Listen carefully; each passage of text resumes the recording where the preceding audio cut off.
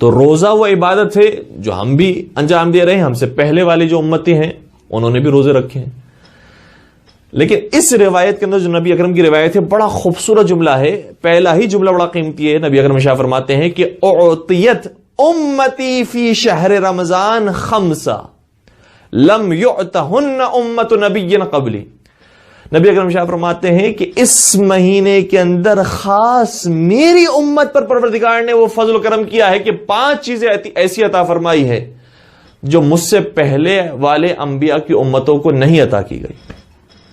یعنی روزے وہ بھی رکھ رہے تھے، روزے ہم بھی رکھ رہے ہیں، بلکہ بعض روایتوں کے اندر ملتا ہے کہ ان کے روزے ذرا سخت ہوا کرتے تھے. الحمدللہ نبی اکرم کے صدقے میں ہمارے روزوں کو ذرا آسان کر دیا گیا. لیکن وہ نعمتیں انہیں نصیب نہیں ہوئی ہے جو ہمیں نبی اکرم صلی اللہ علیہ وآلہ وسلم کے صدقے میں نصیب ہوئی. فرمایا اس امت پر پروردگار نے خاص لطف و کرم فرمایا ہے کہ 5 نعمتیں عطا فرمائی. پہلی نعمت، پہلی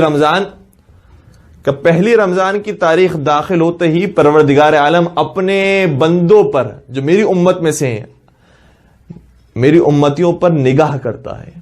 اور پھر آگے شاہ فرمایا اور جس پر پروردگار اپنا نظر کرم کر دے پھر اس پر سے عذاب ساقط ہو جاتا ہے.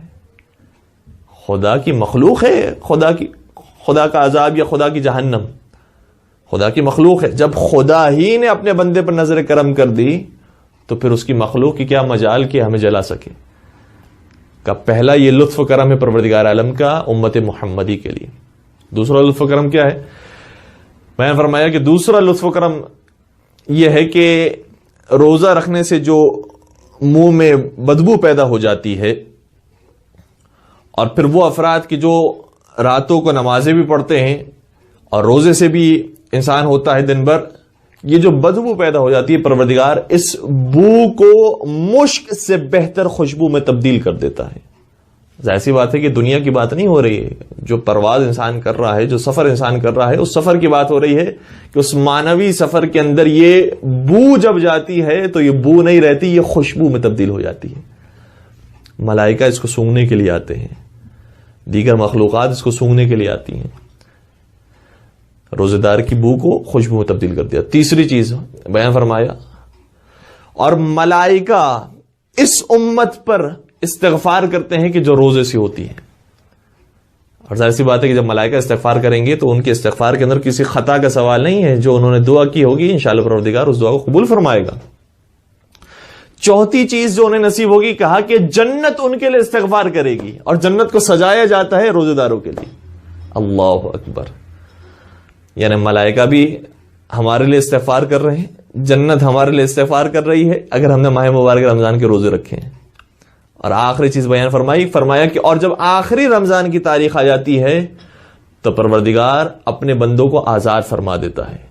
کسی نے اٹھ کر سوال کیا، یا رسول اللہ آپ کی آخری رمضان سے مراد شب قدر کی رات ہے؟ کیونکہ شب قدر کی خاص فضیلت ہے. نبی اکرم نے شاہ فرمایا نہیں، آخری رات. شب قدر کا تو اپنا مقام ہے، لیکن آخری رات پروردگار اپنے بندوں کو سبھی کو آزاد فرما دیتا ہے آتش جہنم سے، اور نئی زندگی دے دیتا ہے، نئی روح دے دیتا ہے کہ اب نئی زندگی کا آغاز کرو، انشاءاللہ تمہاری زندگی اب نیکیوں کے ساتھ گزرے. اور پھر نبی اکرم نے شاہ فرمایا یہ اسی طریقے سے ہے کہ جیسے مزدور اگر سارا مہینہ مزدوری کرتا ہے تو آخری دن اسے اجرت دی جاتی ہے اور اسے خوش کر دیا جاتا ہے، اسی طریقے سے پروردگار میری امت کو بھی خوش کر دے گا. ایک درود پڑھ دیجیے گا محمد و آل محمد پر. اللہم صلی علی محمد و آل محمد وعجل فرجہ.